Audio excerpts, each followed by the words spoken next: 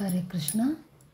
ಮಕ್ಕಳೇ ಮಾಣಿಕ್ಯ ಅನ್ನೋದನ್ನು ನೆಕ್ಸ್ಟ್ ಒಂದು ವಿಡಿಯೋದಲ್ಲಿ ಯಾವುದ್ರ ಬಗ್ಗೆ ಹೇಳಿದ್ದಾರೆ ಡಾಕ್ಟರ್ ಶ್ರೀಧರ್ ಸರ್ ಅಂದರೆ, ಮಗುವಿಗೆ ಸಕಾರಾತ್ಮಕ ಮಾರ್ಗದರ್ಶನ ಯಾವ ರೀತಿ ಕೊಡಬೇಕು ಅಂತ. ಒಬ್ಬ ವ್ಯಕ್ತಿಗೆ ತನ್ನ ಸಾಧನೆ ಮಾಡೋದಕ್ಕೆ ಬುದ್ಧಿಶಕ್ತಿ ಇರಬೇಕು, ಪರಿಶ್ರಮ ಬೇಕು, ಸೂಕ್ತ ಪರಿಕರಗಳು ಬೇಕು, ಮಾರ್ಗದರ್ಶಕರು ಬೇಕು, ಜ್ಞಾನಾರ್ಜನೆ ಮಾಡಬೇಕು. ಇವೆಲ್ಲವೂ ಇದ್ರೂ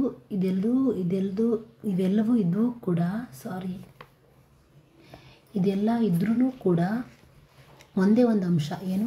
ಆತ್ಮವಿಶ್ವಾಸ. ಇದಿಲ್ಲ ಅಂತ ಅಂದರೆ ಇದು ಯಾವುದನ್ನು ಮಾಡೋದಕ್ಕೂ ಆಗೋದಿಲ್ಲ. ಇವರೊಂದು ಉದಾಹರಣೆ ಕೊಟ್ಟಿದ್ದಾರೆ. ಒಬ್ಬ ಮೇಧಾವಿ ಪ್ರೊಫೆಸರ್ ಇದ್ದರಂತೆ. ಅವರು ತುಂಬ ಫೇಮಸ್ ಅಂತೆ. ಅವರ ಕ್ಷೇತ್ರದಲ್ಲಿ ಅವರಷ್ಟು ಸಾಧನೆ ಮಾಡಿದವರು ಬೇರೆ ಯಾರು ಇರಲಿಲ್ವಂತೆ. ಅವರಿಗೆ 4 ಜನ ಮಕ್ಕಳು, 3 ಜನ ಹೆಣ್ಮಕ್ಳು, ಲಾಸ್ಟ್ ಅವನೇ ಮಗ. ಅವನ ಹೆಸರು ಅನಿಲ ಅಂತ. ಅವನು ತುಂಬ ಜಾಣ ಇರ್ತಾನೆ. ನಿನ್ನ ಬುದ್ಧಿಶಕ್ತಿ ನಿಮ್ಮ ಅಪ್ಪನ ಥರನೇ ಇರುತ್ತೆ, ನೀನು ನಿಮ್ಮ ಅಪ್ಪನನ್ನು ಮೀರಿಸ್ತೀಯ, ಹಂಗೆ ಹಿಂಗೆ ಅಂತ ಲೋಯರ್ KG ತನಕ ಹೇಳ್ತಾನೆ ಇರ್ತಾರೆ. ಆಮೇಲೆ ಅವನಿಗೆ ಪ್ರಿ-KGಗೆ ಸ್ಕೂಲಿಗೆ ಸೇರಿಸ್ತಾರೆ. ಮೊದಲ ದಿನ ಶಾಲೆಗೆ ಕಳಿಸುವಾಗ ಎಲ್ಲರೂ ಕೂಡ ಅವನನ್ನು ಹೇಳಿ ಕಳಿಸ್ತಾರೆ, ನೋಡು ನೀನು ಚೆನ್ನಾಗಿ ಕಲಿಬೇಕು, ಚೆನ್ನಾಗಿ ಓದಬೇಕು, ಅಪ್ಪನ ಥರನೇ ಬುದ್ಧಿವಂತ ಆಗಬೇಕು ಅಂತ. ಬಂದ ತಕ್ಷಣ ನೀನೇನಾಯಿತು, ಸ್ಕೂಲಿಂದ ಬಂದ ತಕ್ಷಣ ಇವತ್ತು ಏನಾಯಿತು, ಆಟದಲ್ಲಿ ಯಾರು ಗೆದ್ದರು, ನೀನು ಸೋತ್ಬಿಟ್ಟೆ, ಅಯ್ಯೋ ಛೇ ಎಂಥ ಕೆಲಸ ಮಾಡಿದೆ, ಇದೆಲ್ಲ ಅಪ್ಪಗೆ ಅವಮಾನ ಅಲ್ವಾ, ಹೀಗೆಲ್ಲ ಆಗಬಾರ್ದು, ನೀನೇ ಗೆಲ್ಲಬೇಕು ಅಂತ ಅವನಿಗೆ ಹೇಳ್ತಾ ಇರ್ತಾರೆ. ಹಿಂಗೆ ಹೇಳಿ ಅವನಿಗೇನಾಗ್ಬಿಡುತ್ತೆ, ಒಂದಿನ ಅನಿಲಂಗೆ ಇದೆಲ್ಲ ಒಂಥರ ಜಿಗುಪ್ಸೆ ಆಗಿಬಿಡುತ್ತೆ.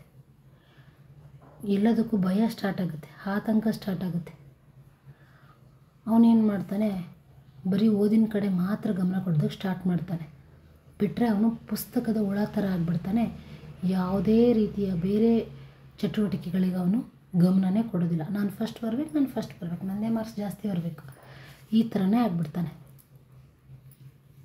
ಇದು ತಪ್ಪು. ಹಾಗಾದರೆ ಮಗುವಿನಲ್ಲಿ ಆತ್ಮವಿಶ್ವಾಸ ಮೂಡಲು ಪೋಷಕರು ಏನು ಮಾಡಬೇಕು? ಯಾವುದೇ ಮಕ್ಕಳಾಗಿರಲಿ, ದೊಡ್ಡವರಾಗಿರಲಿ, ಚಿಕ್ಕವರಾಗಿರಲಿ, ತಪ್ಪು ಮಾಡೋದು ಸಹಜ ಅಲ್ವಾ?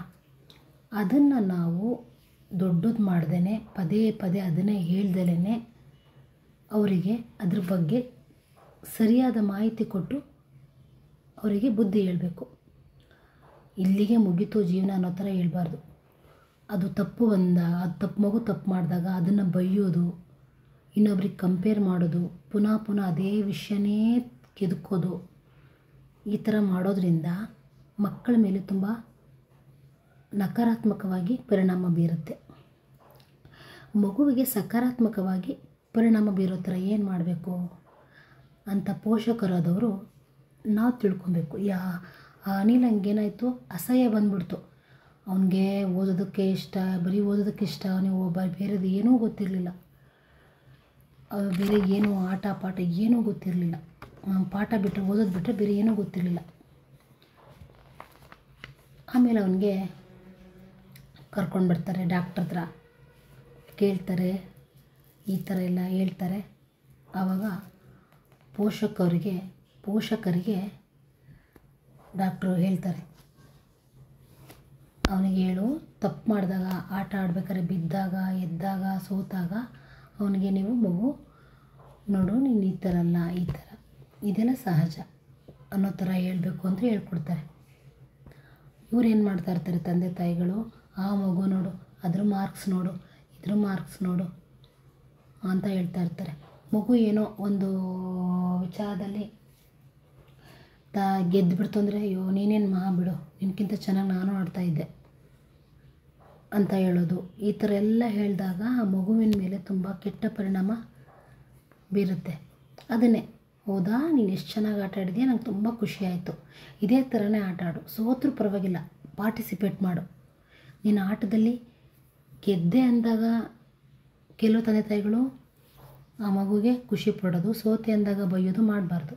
ಇನ್ನೂ ಕೆಲವು ತಂದೆ ತಾಯಿಗಳು ಇರ್ತಾರಂತೆ, ನಾನು ಗೆದ್ದೆ ಅಮ್ಮ ಅಂತ ಬಂದರೆ, ನೀನೇನು ಬಿಡು, ನಾನು ಇದನ್ನೆಲ್ಲ ಚಿಕ್ಕ ವಯಸ್ಸಲ್ಲೇ ಆಡಿ ಗೆದ್ದಿದ್ದೆ, ಇದೇನು ಸುಮ್ಮನಿರಪ್ಪ, ಇದೇನು ಭಾಳ ದೊಡ್ಡ ವಿಷಯ ಅನ್ನೋದು. ನೋಡು ಆ ಮಗು ನೋಡು ಅಷ್ಟು ಮಾರ್ಕ್ಸ್ ತೆಗೆದಿದೆ, ಈ ಮಗು ನೋಡು ಇದರಲ್ಲಿ ಫಸ್ಟ್ ಇದೆ, ಸಂಗೀತದಲ್ಲಿ ಫಸ್ಟ್ ಇದೆ, ಅದರಲ್ಲಿ ಫಸ್ಟ್ ಇದೆ, ನೀನೇನು ಪ್ರಯೋಜನವೇ ಇಲ್ಲ, ನಿನಗೇನು ಉಪಯೋಗವೇ ಇಲ್ಲ, ಈ ಥರ ಹೀಯಾಳಿಸೋದು, ಬೇರೆಯವ್ರಿಗೆ ಕಂಪೇರ್ ಮಾಡೋದ್ರಿಂದ ಮಕ್ಕಳ ಮೇಲೆ ದುಷ್ಪರಿಣಾಮ ಬೀರುತ್ತೆ ಅಂತ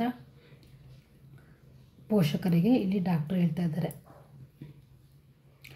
ಆತ್ಮವಿಶ್ವಾಸ ವೃದ್ಧಿ ಮಾಡಲು ಪೋಷಕರು ಯಾವಾಗಲೂ ಚಿಕ್ಕ ಪುಟ್ಟ ಕೆಲಸಗಳನ್ನು ಮಕ್ಕಳಿಗೆ ಮಾಡ್ಕೊಳ್ಳೋದಕ್ಕೆ ಬಿಡಬೇಕು. ಏನಾದರೂ ತೊಂದರೆ ಬಂದಾಗ ಅದನ್ನು ಹೆಂಗೆ ಫೇಸ್ ಮಾಡೋದು ಅಂತ ಮಕ್ಕಳಿಗೆ ಹೇಳ್ಕೊಡ್ಬೇಕು. ಅವ್ರ ಹತ್ರನೇ ಅದನ್ನು ಪರಿಹರಿಸೋ ಥರ ಆತ್ಮವಿಶ್ವಾಸ ಹೆಚ್ಚಿಸಬೇಕು. ವಯಸ್ಸಾದಂಗೆ ಮಗು ಹಂತ ಹಂತವಾಗಿ ಸ್ವತಂತ್ರವಾಗಿ ಎಂಥ ಪರಿಸ್ಥಿತಿಯಲ್ಲೂ ಆತ್ಮವಿಶ್ವಾಸದಿಂದ ಹೇಗಿರಬೇಕು ಅಂತ ತಂದೆ ತಾಯಿಗಳು ಮಕ್ಕಳಿಗೆ ಹೇಳ್ಕೊಡ್ಬೇಕು. ಹವ್ಯಾಸಗಳು ಮಕ್ಕಳ ಆತ್ಮವಿಶ್ವಾಸವನ್ನು ಹೆಚ್ಚಿಸುವಲ್ಲಿ ಪ್ರಮುಖ ಪಾತ್ರ ವಹಿಸ್ತವೆ. ಸಮಸ್ಯೆಗಳಿಂದ ಕೂಡಿದ ತಮ್ಮ ಮಕ್ಕಳನ್ನು ಸಲಹೆಗೆಂದು ಕರೆತಂದಾಗ ನಿಮಗೇನಾದರೂ ಹವ್ಯಾಸಗಳಿದೆಯಾ, ನಿಮ್ಮ ಮಗುವಿಗೇನಾದರೂ ಹವ್ಯಾಸಗಳಿದೆಯಾ ಅಂತ ಪ್ರಶ್ನೆ ಕೇಳ್ತಾರೆ ಡಾಕ್ಟ್ರು. ಆವಾಗ ಅಯ್ಯೋ ಡಾಕ್ಟ್ರೇ ಬಿಡ್ತು ಅನ್ನಿ, ನನ್ನ ಮಗನಿಗೆ ಸಿಗರೇಟೂ ಸೇದೋಕ್ಕೆ ಬರೋಲ್ಲ, ಯಾವ ಕೆಟ್ಟ ಅಭ್ಯಾಸವೂ ಇಲ್ಲ ಅಂತ ತಂದೆ ತಾಯಿಗಳು ಹೇಳ್ತಾರೆ. ಹವ್ಯಾಸ ಅಂದರೆ ಬರೀ ಈ ಥರದ ಕೆಟ್ಟ ಅಭ್ಯಾಸಗಳಂತಲ್ಲ. ಹವ್ಯಾಸ ಅಂದರೆ ಪುಸ್ತಕ ಓದೋದು, ಪಾಠಗಳನ್ನು ಕೇಳೋದು, ನೃತ್ಯ, ಸಂಗೀತ, ಕತೆ ಬುಕ್ಸ್ ಓದೋದು, ತೋಟಗಳಿಗೆ ಹೋಗೋದು, ಹೂ ಗಿಡಗಳನ್ನ ನೆಡೋದು, ಈ ಥರ ಹವ್ಯಾಸಗಳಿದೆಯಾ ಅಂತ ಡಾಕ್ಟ್ರ್ ಕೇಳಿದಾಗ ಪೋಷಕರಿಗೆ ಅಯ್ಯೋ ಸರ್ ಅದಕ್ಕೆಲ್ಲ ಟೈಮ್ ಎಲ್ಲಿದೆ, ಓದಿದರೆ ಸಾಕಾಗಿದೆ, ಮಕ್ಕಳು ಕ್ವಶನ್ ಆನ್ಸರ್ ಬರೆದ್ರೆ ಸಾಕಾಗಿದೆ, ಯೂಟಿಗೆ ರೆಡಿ ಆದರೆ ಸಾಕಾಗಿದೆ, ಎಕ್ಸಾಮ್ಸಿಗೆ ರೆಡಿ ಆದರೆ ಸಾಕಾಗಿದೆ, ಅವ್ರು ಹೋಮ್ವರ್ಕ್ ಮಾಡಿದ್ರೆ ಸಾಕಾಗಿದೆ, ಈ ಥರನೇ ಹೇಳ್ತಾರೆ. ಇದು ತಪ್ಪು. ಇದು ಪೋಷಕರು ಮಾಡ್ತಾ ಇರುವಂಥ ತಪ್ಪು. ಎಷ್ಟೇ ಓದೋದಿದ್ರೂ ಕೂಡ ಪ್ರತಿನಿತ್ಯ 1 ಗಂಟೆ ಆದರೂ ಮಕ್ಕಳಿಗೆ ಈ ಥರ ಪಠ್ಯೇತರ ವಿಷಯಗಳ ಹತ್ರ ಗಮನ ಕೊಡೋದಕ್ಕೆ ಸಮಯನ ನಾವೇ ರೆಡಿ ಮಾಡಿ ಕೊಡಬೇಕು. ಆವಾಗ ಅವರ ಆತ್ಮವಿಶ್ವಾಸ ಹೆಚ್ಚುತ್ತೆ. ಇದೇ ಅವರ ಟಾನಿಕ್. ಒಟ್ಟಿನಲ್ಲಿ ಹೇಳೋದಾದರೆ ಪೋಷಕರು ಮಕ್ಕಳನ್ನು ಸ್ವತಂತ್ರವಾಗಿ ಇಡೋದಕ್ಕೆ ಬಿಡ್ತಾ ಇಲ್ಲ, ಆದಷ್ಟು ಬಿಡುವಂಥ ಪ್ರಯತ್ನ ಮಾಡಬೇಕು. ಮಕ್ಕಳಲ್ಲಿ ಆಶಾಭಾವನೆಯನ್ನು ಮೂಡಿಸ್ಬೇಕು. ಮರಳಿ ಪ್ರಯತ್ನ ಮಾಡೋ ಥರ ಪ್ರಚೋದಿಸಬೇಕು. ನೆಗೆಟಿವಿಟಿನ ಮಕ್ಕಳ ಹತ್ರ ಹೇಳಬಾರ್ದು, ಮಕ್ಕಳ ಮನಸ್ಸಿಗೆ ನೋವು ಮಾಡಬಾರ್ದು. ಒಳ್ಳೆಯ ಹವ್ಯಾಸಗಳನ್ನು ಬೆಳೆಸಬೇಕು, ಪ್ರೋತ್ಸಾಹ ಕೊಡಬೇಕು. ಅವರಿಗೆ ಒಳ್ಳೆಯ ಕೆಲಸ ಮಾಡಿದಾಗ ಹೊಗಳಬೇಕು, ತಪ್ಪು ಮಾಡಿದಾಗ ಅದನ್ನು ತಿದ್ದಿ ಬುದ್ಧಿ ಹೇಳಬೇಕು. ಈ ರೀತಿ ಪೋಷಕರು ಮಕ್ಕಳ ಜೊತೆ ಬೆರೆತಾಗ ಅವರಲ್ಲಿ ಆತ್ಮವಿಶ್ವಾಸ ಹೆಚ್ಚಾಗಿ ಕೀಳರಿಮೆ ಕಡಿಮೆ ಆಗುತ್ತೆ. ತುಂಬ ಚೆನ್ನಾಗಿದೆ. ಸ್ವಲ್ಪ ಓದಬೇಕಾದ್ರೆ ತಪ್ಪಾಯಿತು, ಕಾನ್ಸಂಟ್ರೇಷನ್ ಲೆವೆಲ್ಲು ಸ್ವಲ್ಪ ಬೇರೆ ಕಡೆ ಇರೋದ್ರಿಂದ ಸ್ವಲ್ಪ ಮಿಸ್ಟೇಕ್ ಆಯಿತು, ದಯವಿಟ್ಟು ಕ್ಷಮಿಸಿ. ಎಲ್ರಿಗೂ ಒಳ್ಳೆಯದಾಗಲಿ. ಹರೇ ಕೃಷ್ಣ. ಶ್ರೀಕೃಷ್ಣ ಅರ್ಪಣಮಸ್ತು.